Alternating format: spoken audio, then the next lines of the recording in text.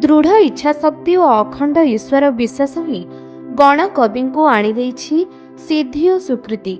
दरिद्रर कषाघात भितर जर्जरित सत्वे साधना और संकल्प जो वैष्णव पाणी ओडिया बाणी भंडार को दे जाइछंती शह शह नाटक।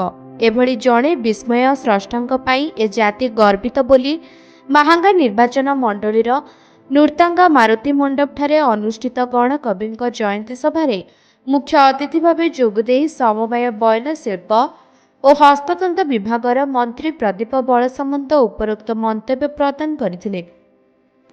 परिवार प्रतिपोषण पाई नूर्तांग ग्रामर जलसेचन कार्यालय रे खलसी भाव काम करुथिले वैष्णव पाणी। परवर्ती समय से नूर्तांग गाँ कवि सारस्वत जीवन को वास्तव में उद्भासित कर साहित्य सभारे जोग देइतिबा युव विधायक शारदा प्रसाद प्रधान मत व्यक्त करथिले।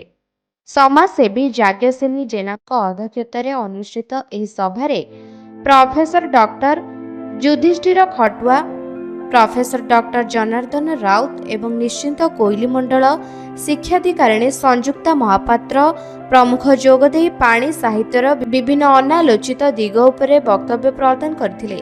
शिक्षाविद माधव चंद्र पंडा स्वागत भाषण और अतिथि परिचय प्रदान करथिले। रंजित कुमार बराड़ धन्यवाद अर्पण करथिले। वैष्णव पाणी क्लब कोठापदा पक्षिरु गीतनाट्य अभिमन्यु बध, क्षेत्रपालिनी पाठागार मालीहता पक्षरु गीतिनाट्य सांब विवाह एवं नूर्तांग महावीर क्लब पंडुंक स्वर्ग प्राप्ति गीतनाट्य परिवेषण करथिले। गणकवि वैष्णव पाणी तो होउछन्ती जीवंत प्रतिभा।